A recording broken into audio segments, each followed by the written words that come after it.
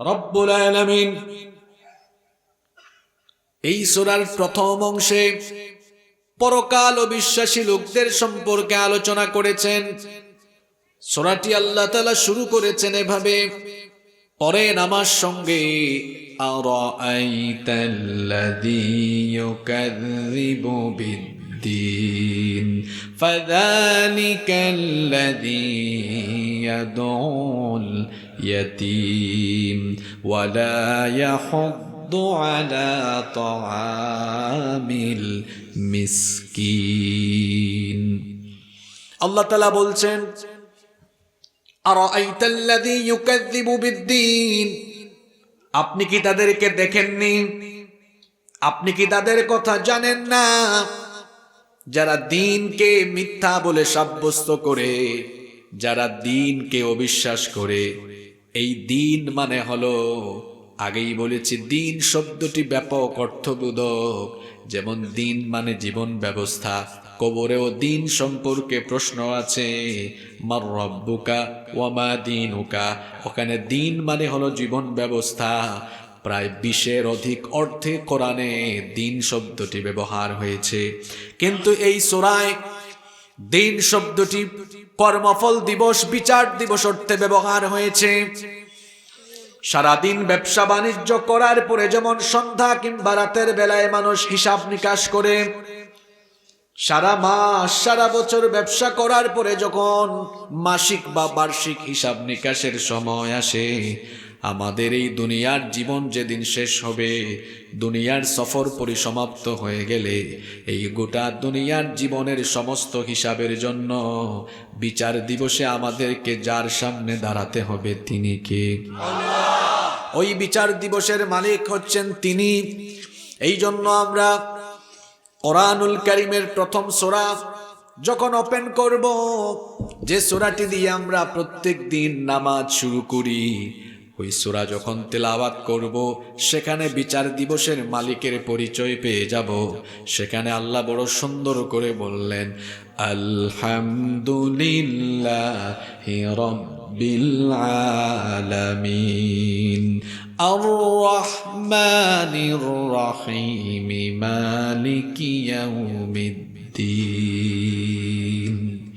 আল্লাহ তাআলা বলছেন, আলহামদুলিল্লাহি রাব্বিল আলামিন, সকল প্রশংসা কার? তার পরিচয় হলো রব্বিল আলামিন। তিনি জগৎ সমূহের লালনকারী, পালনকারী, রক্ষাকারী, জগৎ সমূহের রব। তার পরিচয় হলো আর রহমানির রহিম, তিনি হচ্ছেন রহমান, তিনি হলেন দয়াবান, তিনি হলেন রহিম, তিনি হলেন মেহেরবান। আর তার আরেকটা পরিচয় হলো মালিকি ইয়াউমিদ্দিন, বিচার দিবসের মালিক যিনি। পুরুষোচিত কণ্ঠে জবাব দিয়ে বলেন, তিনি কে?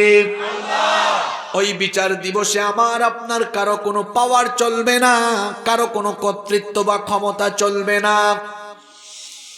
বিচার দিবসটা কি এবং সেই দিন কার পাওয়ার চলবে, এ ব্যাপারে আল্লাহ তাআলা কোরআনুল কারীমের 82 নম্বর সূরা সূরাতুল ইনফিতারের 17 নম্বর আয়াত থেকে বলছেন, ওয়া মা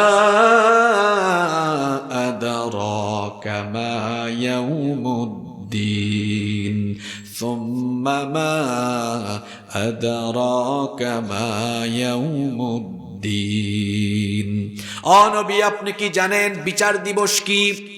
সুম্মা মা আদরাকা মা ইয়াউমুদ্দিন, অতঃপর আপনি কি জানেন প্রতিফল দিবস, কর্মফল দিবস কি? আল্লাহ নিজেই প্রশ্ন করে আল্লাহ আবার নিজেই জবাব দিচ্ছেন, ইয়াউমা লা তামলিকু নাফসুন লিনাফসিন শাইআ ওয়াল আমরু ইয়াউমা ইযিল লিল্লাহ। সেই দিন কারো কোনো পাওয়ার থাকবে না, কারো কোনো কর্তৃত্ব, কারো কোনো ক্ষমতা চলবে না। ওয়াল আমরু ইয়াউমা ইযিল লিল্লাহ, সেদিন কেবলমাত্র যার ক্ষমতা চলবে তিনি কে? কোনো পাওয়ার থাকবে না। এখন তো আমরা সামান্য পাওয়ার পেলে হুঁশ থাকে না, যা মন চায় তাই করি। আর আমরা তো মানুষ, স্বার্থপরতার বৈশিষ্ট্য আমাদের মধ্যে বিদ্যমান, স্বজনপ্রীতির বৈশিষ্ট্য, দলপ্রীতির বৈশিষ্ট্য আমাদের মধ্যে বিদ্যমান থাকায় মাঝে মাঝে আমরা ক্ষমতার সঠিক ব্যবহার না করে ক্ষমতার অপব্যবহারও করে থাকি। কেমনে আমরা ক্ষমতার অপব্যবহার করি? বসে জানে কেমনে আমরা ক্ষমতার অপব্যবহার করি? স্বার্থপরতা, দলপ্রীতি, স্বজনপ্রীতির বৈশিষ্ট্য বিদ্যমান থাকায় মাঝে মাঝে দেখা যায় নিজের লোকদেরকে আমরা অপরাধ করলেও ছেড়ে দেই। এমনও বৈশিষ্ট্য আমাদের মধ্যে দেখা যায়, নিরপরাধ মানুষকে অপরাধী বানিয়ে আমরা আটক করে রাখি, আর চোর ডাকাতদেরকে আমরা জেলখানা থেকে বের করে দেই। এগুলো হলো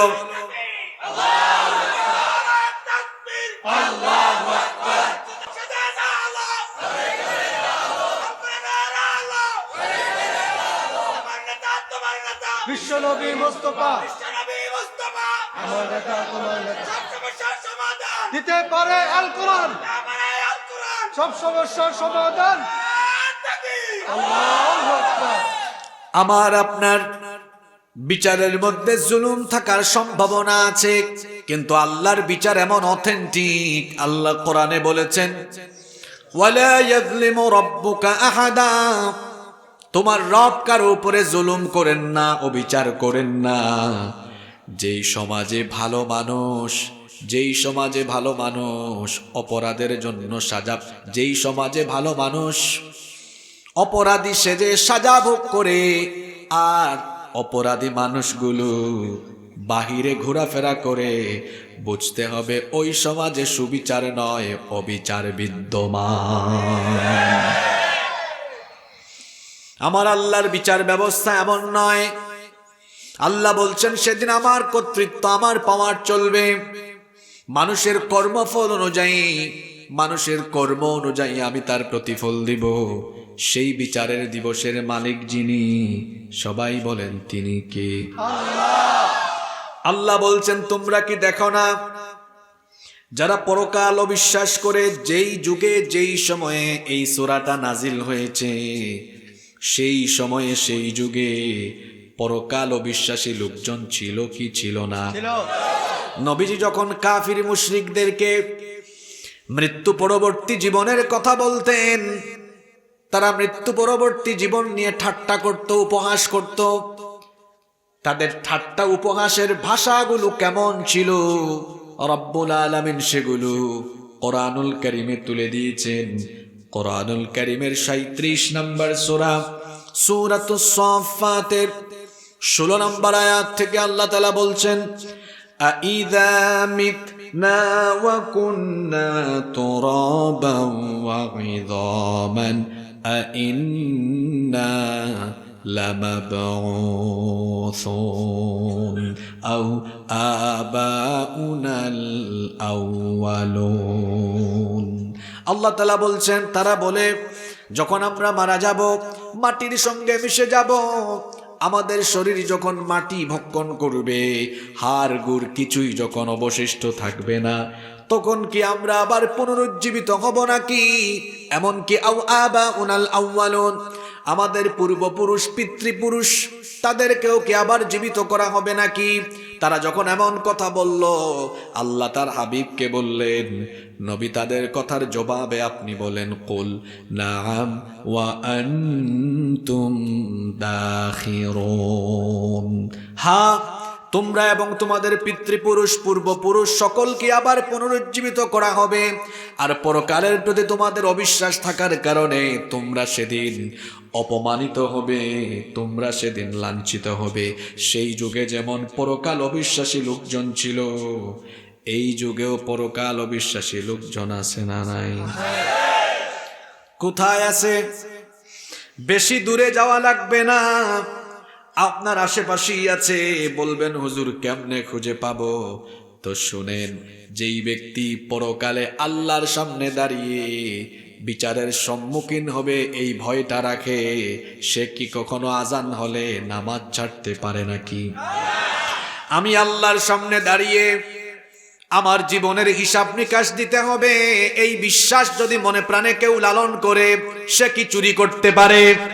ডাকাতি করতে পারে, সুদ ঘুষের সাথে সম্পর্ক রাখতে পারে, একটা গুনার ধারে কাছেও কি যেতে পারে নাকি? তাহলে মুখ দিয়ে ঈমানের ঘোষণা দেওয়ার পরেও সকল পাপ আর গুনাহের ধারে কাছে যায় যারা, অন্তরে অন্তরে পরকালকে বিশ্বাস করে না তারা। এই জন্য আল্লাহ নামাজ সম্পর্কে কোরআনে কারিমে বলেছেন, ওয়া ইন্নাহা লাকাবীরাতুন ইল্লা আলাল খাশিয়িন। নিশ্চয়ই নামাজ এটা কঠিন কাজ, এক শ্রেণীর মানুষের জন্য এটা কঠিন নয়, ইল্লা আলাল খাশিয়িন, যারা আল্লাহকে ভয় করে। আল্লাহর ভয় থাকলে কেউ কখনো নামাজ ছাড়ে না, পরকালের ভয় থাকলে কেউ কখনো গুনাহ করে না, অন্যায় করে না, মৃত্যু অবিশ্বাস করে এমন মানুষ দুনিয়াতে আপনি পাবেন না। এমনকি নাস্তিক যারা আল্লাহ মানে না, তারাও কিন্তু মরবে এটা বিশ্বাস করে, মৃত্যু হবে এটা সবাই বিশ্বাস করে, কিন্তু মৃত্যু পরবর্তী জীবনকে অনেকেই অবিশ্বাস করে, অনেকে এটা মানতে চায় না, মরার পরে আল্লাহ আমাদেরকে আবার জীবিত করতে পারবেন কিনা। আল্লাহ বলছেন এটাকে অবিশ্বাস করো না। যখন নবীজি কিয়ামতের কথা বলেছেন আর কাফিররা অবিশ্বাস করেছে, নবীজির কাছে কোরআন নাজিল করে আল্লাহ বলেছেন এদেরকে কি দেখেন না, যারা পরকাল অবিশ্বাস করে এই যুগেও আল্লাহ এই আয়াতগুলো দিয়ে আমাদেরকে সম্বোধন করছেন, তোমরা কি দেখো না পরকাল যারা অবিশ্বাস করে এখন তাদের স্বভাব কেমন, চরিত্র কেমন। তার অনেকগুলো স্বভাব চরিত্রের মধ্যে এই সূরার ভেতরে পরকাল অবিশ্বাসী লোকদের দুইটা বদ চরিত্র তুলে দিয়েছেন কে? কয়টা বদ চরিত্র? ভালো করে বোঝার চেষ্টা করেন। আল্লাহ বলছেন, আরাআইতাল্লাযী ইউকাযযিবু বিদ্দীনি ফাযালিকাল্লাযী ইয়াদউল ইয়াতীম। সে হলো ওই ব্যক্তি, আল্লাযী ইয়াদউল ইয়াতীম, যে এতিমের সাথে দুর্ব্যবহার করে। ইয়াদউল ইয়াতীমের তিনটা ব্যাখ্যা আছে। কোন কোন মুফাসসিরি বলেছেন ইয়াদউল ইয়াতীম আই ইয়াকুলু মালাল ইয়াতীম, যারা অন্যায়ভাবে এতিমের মাল ভক্ষণ করে, এতিমের মাল আত্মসাৎ করে, এই রকম লোক আমাদের সমাজে নাই।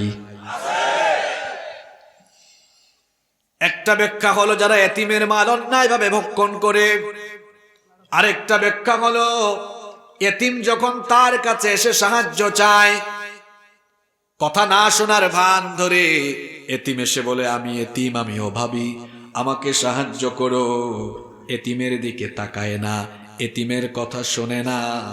আবার যদি এতিম বেশি ডিস্টার্ব করে, বেশি কথা যদি বলে, এতিমকে ধমক দিয়ে গলা ধাক্কা দিয়ে বের করে দেয়, এই স্বভাবের মানুষ আমাদের আশেপাশে আছে না নাই? আল্লাহ বলছেন এটা পরকাল অবিশ্বাসী কাফিরদের স্বভাব, এটা মুমিনের স্বভাব নয়। ইয়াদউল ইয়াতীমের আরেকটা ব্যাখ্যা হলো যারা এতিমের উপর জুলুম করে। সমাজে এমন চিত্র মাঝে মাঝে দেখা যায়, একটা এতিম ছেলে বা মেয়ে, তার মা বাবা মারা গিয়েছে, তো ঘরের অন্যরা কিংবা ওই বংশের অন্যরা এদেরকে ঘরের বাড়ির সমস্ত কাজ করায়, কাজও করায়, আবার খাবার দাবার দেয় না, সবাই মিলে মারপিটও করে, এমন মানুষ আছে না নাই? আল্লাহ বলছেন ও নবী, পরকাল অবিশ্বাসী লোকদের বদ স্বভাব হলো এরা এতিমের সাথে দুর্ব্যবহার করে। যেই যুগে এই আয়াত, এই সূরা নাজিল হয়েছে, ওই যুগে এতিমের প্রতি দুর্ব্যবহারের চিত্র ছিল কি ছিল না? একটা ঘটনা আমার মনে পড়লো, বলবো? কাজী আবুল হাসান মাওয়ারিদি রাহিমাহুল্লাহ তার আলামুন নবুওয়ার ভেতরে এই ঘটনাটা এনেছেন। আবু জাহালের আন্ডারে একজন এতিম ছিল, আবু জাহালের আন্ডারে, তার তত্ত্বাবধানে একজন এতিম ছিল। আবু জাহাল ওই এতিমের সম্পদ লুটপাট করে ফেলেছে। আবু জাহাল কি সাধারণ নাগরিক ছিল নাকি নেতা ছিল? আরো জোরে বলেন। নেতা হয়ে এতিমের মাল চুরি করেছে, আবু জেহেল মার্কার নেতা এখনো সমাজে বিদ্যমান আছে, যারা জনগণের রাষ্ট্রের মাল চুরি করে খায়া ফেলে।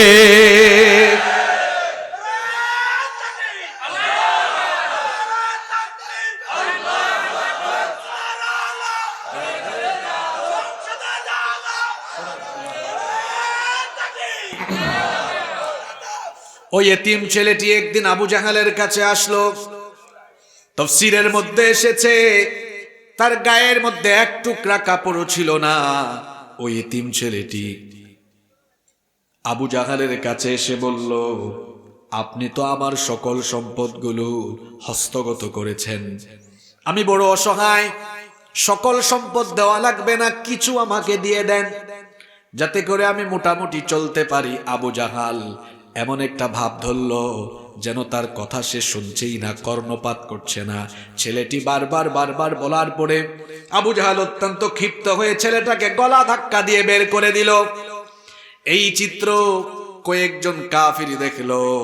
তারা চিন্তা করলো, দেখি আগুন তো লেগেছে, কেরোসিন ঢেলে আগুনের তেজ আর একটু বাড়ানো যায় কিনা। অর্থাৎ যে চিত্র দেখছি এই চিত্র আরো বেশি আমরা ঝগড়াঝাটি বাড়াইয়া দিতে পারি কিনা, একটু আমরা ব্রেইন খাটাই।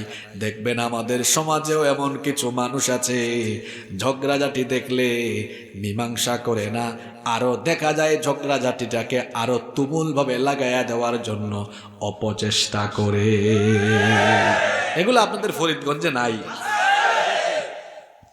কয়েকটা কাফির এটা দেখলো, দেখার পরে এতিম ছেলেটাকে ডেকে আনলো, বলল, দেখো আবু জাহাল তোমার সাথে যে আচরণ করেছে এটা আসলে ভালো হয় নাই, তুমি একটু, তারা বলল তুমি একটু মুহাম্মদ, আমরা বলি সাল্লাল্লাহু আলাইহি ওয়াসাল্লামের কাছে যাও, কারণ তিনিও তোমার মতো এতিম, এতিমের কষ্ট এতিম বুঝে, তার কাছে যাও, দেখো তিনি তোমার জন্য কিছু করেন কিনা। এই কাফের গুলার কথা শুনে মনে হচ্ছে কথা ভালো বলছে, কিন্তু উদ্দেশ্য খারাপ। কারণ তারা চেয়েছে যদি নবীজি আবু জাহালের মুখামুখি হন তুমুল একটা ঝগড়া লাগবে আর এটা তারা উপভোগ করবে। এই ছেলেটা আবার নবীজির কাছে গেল, নবীজির কাছে গিয়ে সব কথা বলল। একজন এতিম তো এতিমের দুঃখ বুঝে, এতিমের কষ্ট বুঝে। আমার নবী তো এতিম ছিলেন, এই জন্য আল্লাহ সূরা দোহার মধ্যে বলেছেন, আলাম ইয়াজিদকা ইয়াতীমান ফাআওয়া, আমি কি আপনাকে এতিম অবস্থায় পাইনি, এরপরে আমি কি আপনাকে আশ্রয় দেইনি। পৃথিবীতে আসার আগেই বাবা হারিয়েছেন, আসার 6 বছর পর মা হারিয়েছেন, এর কিছুদিন পর দাদা হারিয়েছেন। তিনি এতিম ছিলেন, এই জন্য এতিমের কষ্ট বুঝেন। এই জন্য আল্লাহ নবীজিকে বলেছেন, ফাআম্মাল ইয়াতীমা ফালা তাকহার, এতিমের প্রতি আপনি রূঢ় আচরণ করবেন না, দুর্ব্যবহার করবেন না। ওই এতিম যখন নবীজিকে সম্পূর্ণ ঘটনা শোনালো, নবীজি এতিমের হাত ধরে আবু জাহালের বাড়ির দিকে রওনা করলেন। আবু জাহাল নবীজিকে দেখে সেদিন কোনো বাজে আচরণ করলো না, সুন্দর করে অভ্যর্থনা জানালো। আর কাফেররা একটু ঢোক মারলো, দেখি এখনই তো মারামারিটা লাগবে, একটু দৃশ্যটা মজা করে দেখি। কিন্তু দেখা গেল দৃশ্যপট তার সম্পূর্ণ উল্টা। আবু জাহাল নবীজিকে রিসিভ করেছে, রিসিভ করার পরে বলল, কেন এসেছো মুহাম্মদ? আমরা পড়ি সাল্লাল্লাহু আলাইহি ওয়াসাল্লাম। তিনি বললেন, এই যে এতিম ছেলেটার মাল তুমি হস্তগত করেছো, তার মাল তুমি আত্মসাৎ করেছো, তার মাল তাকে ফিরায়া দাও। এই কথা বলা মাত্রই নবীজির এই কথা শুনে আবু জাহাল এতিমের মাল ফিরায়া দিল। ওই কাফির গুলো দেখলো, কি ব্যাপার, আবু জাহাল এত নরম হয়ে গেল কেন? নবীজি এবং ওই এতিম ছেলেটা যখন চলে গেল, কাফিররা এসে আবু জাহালকে বলল, শেষ পর্যন্ত আমাদের নেতাও দেখি মুহাম্মদ, আমরা বলি সাল্লাল্লাহু আলাইহি ওয়াসাল্লামের দিন মনে হয় কবুলি করে ফেলেছে। আবু জাহাল কয়, বুকার দল, কি বলো, আমি কেন তার দিন কবুল করব? তারা বলল, তো একটু আগে যা দেখলাম সেটা কি সত্য না মিথ্যা? কয়, যা দেখছো সত্য দেখেছো, কিন্তু আমি যে এতিমের মাল এতিমকে ফিরায় দিছি, ঈমান গ্রহণ করে দেই নাই, বরং জান বাঁচানোর জন্য দিয়েছি। তারা বলল, কিরকম বুঝলাম না কথা। সে বলল, ওই এতিমটাকে হাত ধরে যখন সে আমার দিকে আসতেছিল, আমি নজর করে দেখলাম তার ডান কাঁধের দিক থেকে একটা তলোয়ার আর বাম কাঁধের দিক থেকে একটা তলোয়ার আমার দিকে তাক করে আছে। আমার কলিজায় তখন ভয় জাগলো, মনে হচ্ছিল তার কথা না শুনলে তলোয়ার গুলো আমার শরীরে বিদ্ধ হয়ে যাবে। আল্লাহু আকবার। জান বাঁচানোর জন্য দিয়ে দিয়েছি। ঘটনা থেকে একটা শিক্ষা হলো, প্রথম শিক্ষা হলো নবীজির চরিত্র এত উঁচু মাপের ছিল যে তার বিরুদ্ধাবাদীদের উপরেও গিয়ে তার চরিত্রের প্রভাব পড়ত। সুবহানাল্লাহ। এটা হবে দায়ীদের চরিত্র। চারিত্রিক মাধুর্যতা এমন জায়গায় পৌঁছে যাবে, বিরুদ্ধাবাদী লোকেরা আমার অনুপস্থিতিতে আমার বিরুদ্ধে যা মন চায় বলবে, কিন্তু আমার চেহারা সুরত, আমার কথাবার্তা শুনলে যেন তার দিল নরম হয়ে যায়। এই রকম চরিত্র হতে হবে দায়ীদের চরিত্র। পৃথিবীর নবীদের ইতিহাস জীবনী পড়ে দেখেন, নবীদের এত বিরুদ্ধাচরণ করা হতো, কিন্তু নবীরা যখন কাফিরদের সামনে কথা বলতেন, কাফিরদের দিলও তখন তাদের দিলের মধ্যেও গিয়ে কথার কিছুটা আসর পড়তো। শুধু নেতৃত্বের জন্য আর দুনিয়াবি স্বার্থের জন্য লোকগুলো ঈমান আনে নাই, নইলে তারাও মনে মনে জানতো ওনারা যে আল্লাহর নবী, কিন্তু শুধু দুনিয়ার স্বার্থের জন্য তারা এটা মানতো না। আর এই ঘটনার আরেকটা শিক্ষা হলো, এই আয়াতে বলা হয়েছে পরকাল অবিশ্বাসী লোকদের বৈশিষ্ট্য হলো এরা এতিমের প্রতি রূঢ় আচরণ করে, এতিমের মাল খায়, এতিমের উপর জুলুম করে। ঘটনাটা বলে বোঝাতে চাইলাম, যেই সময়ে সূরাটা নাজিল হয়েছে ওই সময়ে এতিমের মাল খাইতো এমন মানুষ ছিল কি ছিল না? আমাদের জামানায় নাই। আল্লাহ এবার আমাদের জামানার লোকদের সম্পর্কে বলছেন, ইন্নাল্লাযীনা ইয়াকুলুনা আমওয়ালাল ইয়াতামা যুলমান ইন্নামা ইয়াকুলুনা ফি বুতুনিহিম নারা ওয়া সায়াসলাউনা সাঈরা। কোরআনুল কারীমের 4 নম্বর সূরা সূরাতুন নিসা এর 10 নম্বর আয়াতে আল্লাহ তাআলা বললেন, নিশ্চয়ই যারা এতিমের মাল অন্যায়ভাবে ভক্ষণ করে তারা তাদের পেটের ভেতরে আগুন ঢুকায়, এদেরকে জাহান্নামে যিনি নিক্ষেপ করবেন তিনি কে? একজন মুমিন কখনো এতিমের প্রতি রূঢ় আচরণ করবে না, এতিমকে মহব্বত করবেন, এতিমকে ভালোবাসবেন, এতিম পেলে এতিমের মাথায় হাত বোলায় দিবেন। একজন সাহাবী এসে নবীজিকে বললেন, নবী গো, আমার দিল অনেক শক্ত, দিলটা নরম না, এই জন্য চক্ষু দিয়ে পানি বের হয় না। কিছু কিছু মানুষের অন্তর পাথরের চেয়েও শক্ত, মাঝে মাঝে পাথর ফেটে পানি বের হয়, ঝর্ণা বের হয়। কিন্তু কিছু কিছু মানুষের অন্তর এমন শক্ত, দিল গলে না, চক্ষু দিয়ে পানিও বের হয় না।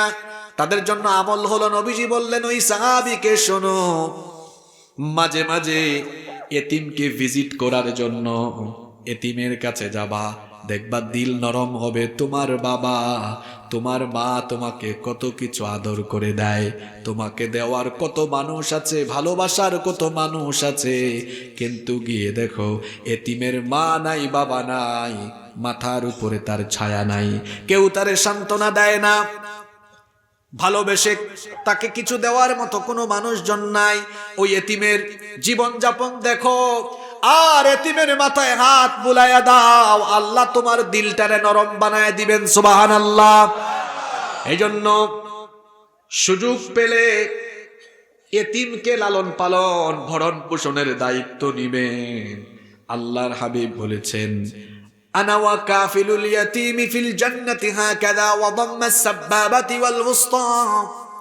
এই দুইটা আঙ্গুল নবীজি একসাথে করলেন, একসাথে করে সাহাবীদেরকে বললেন, আমি আল্লাহর নবী আর এতিমের দেখাশোনা করা ব্যক্তি কিয়ামতের দিন এইভাবে এক জান্নাতে অবস্থান করব। আলহামদুলিল্লাহ, আমি আমার ছাত্র জামানা থেকে সামাজিক সংগঠন প্রতিষ্ঠা করে অনেক ছাত্র যুবকদেরকে নিয়ে বহু এতিম ছেলেদের বিবাহ প্রকল্প হাতে নিয়ে বিয়ে দেওয়ার ব্যবস্থা করেছি আলহামদুলিল্লাহ। কিছুদিন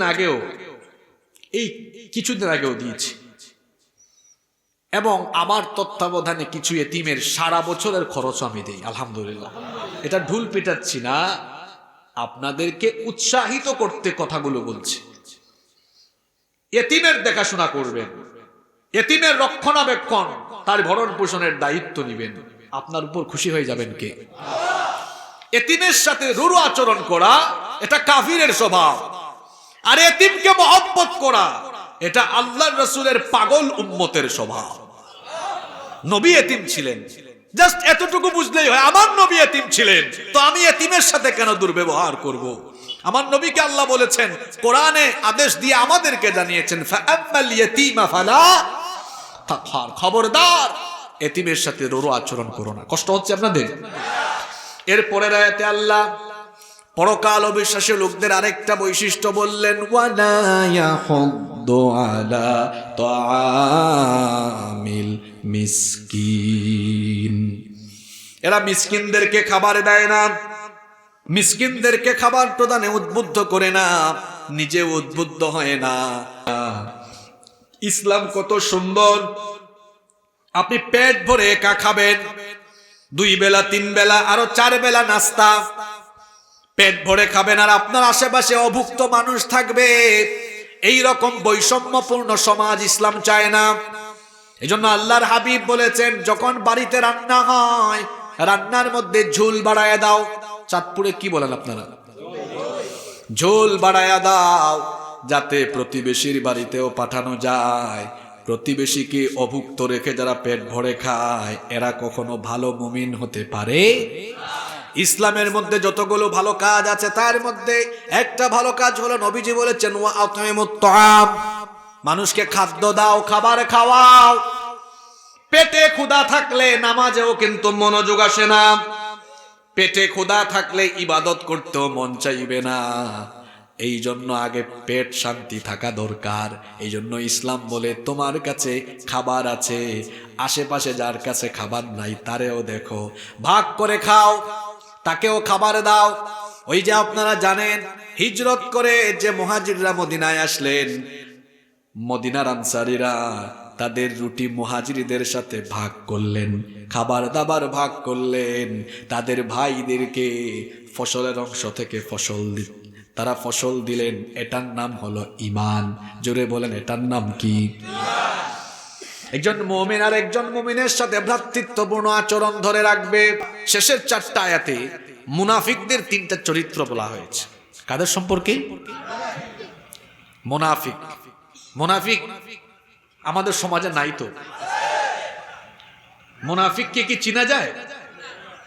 কারণ কারো সাথে সাইনবোর্ড থাকে না আমি মুনাফিক, চিনা যায়? কেউ যদি বলে, হুজুর আমি হিন্দু দেখব, তা আমাদের আশেপাশে অনেক হিন্দু বসবাস করে, দেখায়া বলতে পারবো এই যে আমার হিন্দু ভাই। কেউ যদি বলে আমি খ্রিস্টান দেখব, বহু খ্রিস্টান দেখব, ঠিক আছে, আপনি লন্ডনে আমেরিকায় যান, বহু খ্রিস্টান আছে। কেউ যদি বলে হুজুর আমি অসংখ্য ইহুদি দেখব, তো অসভ্য ইসরায়েলে গিয়ে দেখেন ইহুদি আর ইহুদি।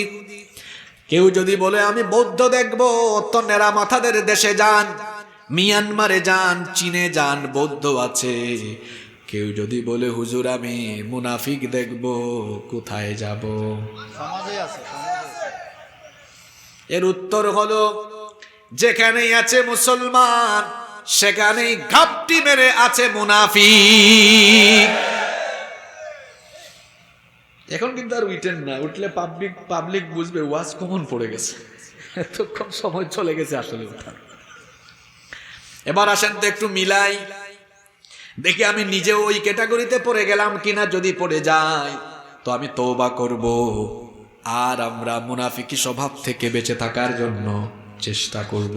তবে মনে রাখতে হবে, মুনাফিক হলো আল্লাহর সৃষ্টির মধ্যে সবচাইতে উৎকৃষ্ট না নিকৃষ্ট? কাফিরের চেয়েও মুনাফিক খারাপ, কারণ কাফির যাবে জাহান্নামে আর মুনাফিক যাবে ইন্নাল মুনাফিকিনা ফিদ দারকিল আসফালি মিনান নার, জাহান্নামের তলায়। তাহলে বোঝা গেল মুনাফিকের চাইতে ফেরাউন ভালো, মুনাফিকের চাইতে নমরুদ ভালো, আবু জাহালও ভালো।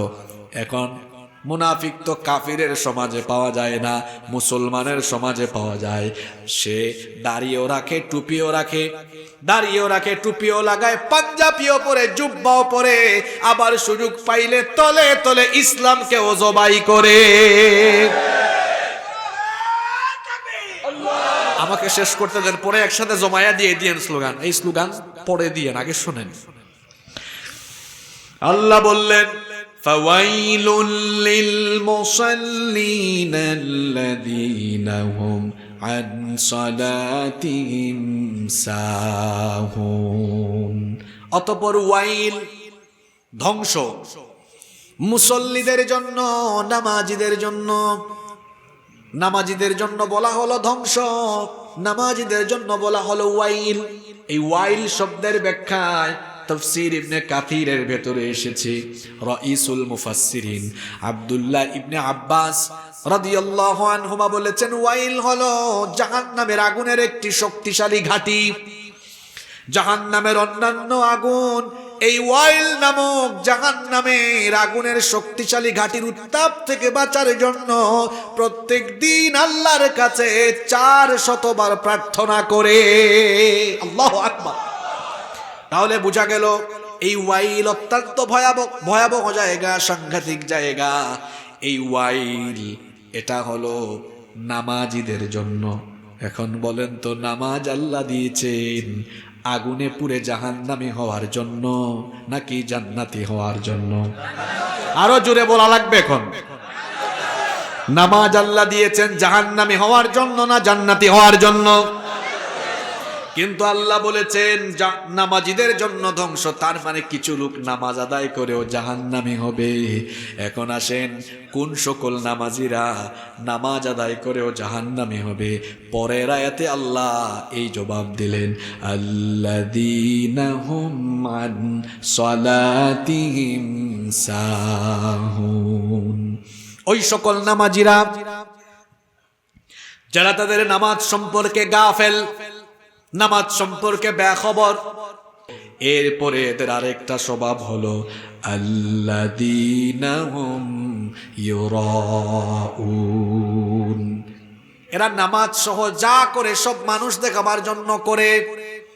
নামাজটাও মানুষ দেখানোর জন্য। মানুষ দেখানো নামাজ এটা ইলেকশন আসলে বেড়ে যায়। ইলেকশন আসলে খুব বাড়ে, যে কোনো ইলেকশন। হ্যাঁ, একজন মানুষ সব সময় পাঞ্জাবি পড়েন, টুপি পড়েন, সেটা ভিন্ন কথা। কিন্তু ইলেকশন এসেছে পাঞ্জাবি আর টুপি লাগায়া, তখন পাঞ্জাবিওয়ালা আর টুপিওয়ালাদের কাছ থেকে একটু সিম্পিতি নিতে চায়। অথচ তার অতীত দেখলে দেখা যায় সে অতীতে যখনই সুযোগ পেয়েছে টুপিওয়ালা পাঞ্জাবিওয়ালাদের উপরে ঝাঁপায়া পড়েছে। প্রকৃত ধর্ম ব্যবসায়ী হলো তারা যারা এই রকম সিজনে সিজনে ধর্মীয় লেবাস পরে মানুষকে ধোঁকা দেওয়ার চেষ্টা করে। এরাই হচ্ছে প্রকৃত ধর্ম ব্যবসায়ী। হুজুররা ধর্ম ব্যবসায়ী নয়, বরং হুজুররা হচ্ছে ধর্মের ফেরিওয়ালা। কথা কি বোঝা যায় না মাথার উপরে দেয়া যায়? মানুষ দেখানো নামাজ দেখা যায় সব জায়গায় দান করে না। যেখানে দান করলে মানুষ জিন্দাবাদ জিন্দাবাদ মারবে সেখানেই দান। তবে হ্যাঁ, কোনো মানুষ যদি কোনো কাজ এমন করে, নেক কাজ মানুষ জেনে ফেলেছে, কিন্তু তার মনের নিয়ত যদি থাকে মানুষ দেখাবার জন্য নয়, কেবলমাত্র লিওয়াজহিল্লাহ, আল্লাহর সন্তুষ্টির জন্য করেছি, তো সেটা ভিন্ন কথা। আমার মনের খবর আপনি জানেন না, আপনার মনের খবর আমি জানি না, কিন্তু সবার মনের খবর জানেন কে? কিন্তু কারো যদি মনের নিয়ত ভিন্ন থাকে সেটা তো আল্লাহ জানেন। কিন্তু মানুষ দেখানো কাজ করা এটা হলো রিয়া। রিয়াও কিন্তু এক প্রকার শিরক, রিয়াও এক প্রকার। এজন্য আমাদের সকল কাজ হবে কাকে খুশি করার জন্য। সমস্ত ইবাদত এমনকি সম্পর্কটাও হবে আল্লাহর সন্তুষ্টির জন্য। মান আহাব্বা লিল্লাহ ওয়া আবগাদা লিল্লাহ। কাউকে ভালোবাসবো কাকে খুশির জন্য। কারোর সাথে সম্পর্ক কাট, একটা মানুষ ভালো না, দিন বিরোধী, ইসলাম বিরোধী, তার সাথে আমার কোনো সম্পর্ক নাই, কার খুশির জন্য? আল্লাহ বললেন এদের স্বভাব হলো মানুষ দেখানো কাজ করে। আর শেষের আয়াতে আল্লাহ বললেন ওয়ায়াম নাউনাল মাউন, মানুষকে গৃহস্থালির প্রয়োজনীয় জিনিসপত্র দিতেও এরা নিষেধ করে, বারণ করে। এমন স্বভাব আমাদের মধ্যে আছে না নাই? এক লোক একটা বাঁশ কাটবে, একটা দাও চেয়েছে, কয় নাই। আবার থাকলেও যদি বলে দেখছি তো আছে, কয় দেখছেন ঠিক আছে, ওটা ভূতা, ঠিক না।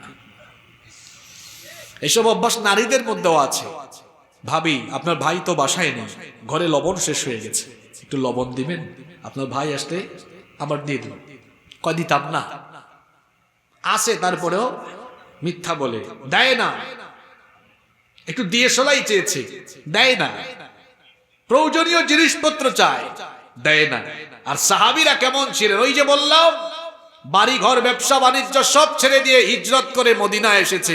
মদিনার সাহাবীরা তাদের খাবার দাবার মুহাজিরদের সঙ্গে ভাগ করেছেন, ফসল ভাগ করেছেন, এমনকি যাদের একাধিক বিবি ছিল তালাক দিয়ে তাদের মুহাজির ভাইদের সাথে বিবাহের ব্যবস্থা করে দিয়েছেন। সুবহানাল্লাহ। এর নাম হচ্ছে উখুওয়াত, এর নাম হলো ভ্রাতৃত্ব, যেটা ভালোবাসা, সৌহার্দ্য, সম্প্রীতিতে ভরপুর ছিল।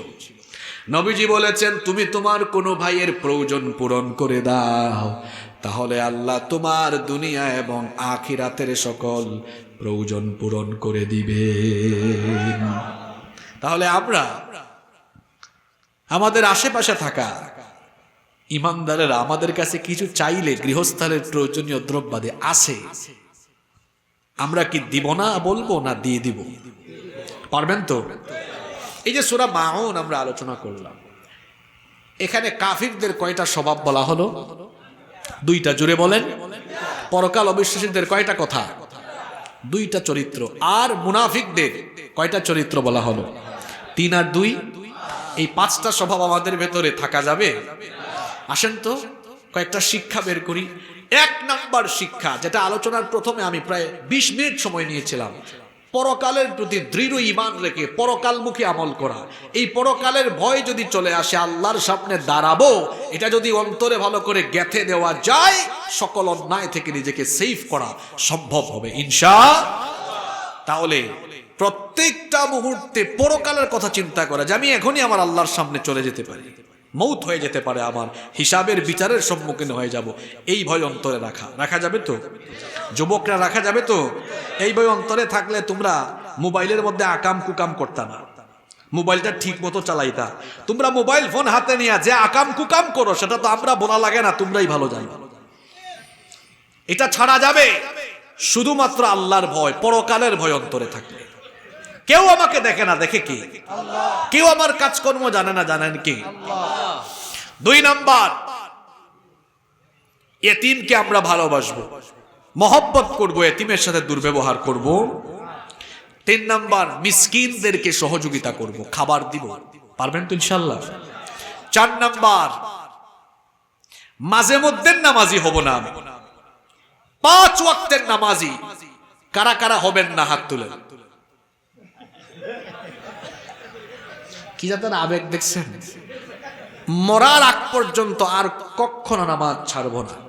কারা কারা রাজি আছেন হাত তুলে আল্লাহকে দেখান, হাত নামান, আল্লাহ কবুল করেন। 5 নাম্বার, তাড়াহুড়ার নামাজি হইেন না, খুশুয়ের সাথে, ধীরস্থিরতার সাথে নামাজ আদায় করব ইনশাআল্লাহ। 6 নাম্বার, কোনো কাজ আমি মানুষ দেখানোর জন্য করব না, আমার সমস্ত ইবাদত, সকল কাজ হবে কেবল একজনকে খুশি করার জন্য, তিনি কে? আল্লাহ। 7 নাম্বার, আমার সুযোগ আছে, সামর্থ্য আছে, যতটুকুন সামর্থ্য আছে আমি আমার উখুওয়াত, ভ্রাতৃত্ব ধরে রাখবো। আমি কখনোই গৃহস্থালের প্রয়োজনীয় দ্রব্যাদি চাইলে ফিরাইয়া দিব না। কোনো মানুষ চেয়েছে, তাকে আমার কাছে থাকলে অবশ্যই দিব, পারবো না ইনশাআল্লাহ? এই 7টা শিক্ষা যদি আমরা জীবনে বাস্তবায়ন করি, তাহলে আজকে সূরা মাউনের আলোচনা এটা সফল হবে, সার্থক হবে। যত কথা বলেছি, আল্লাহ আমাদেরকে আমলের তৌফিক দান করুন।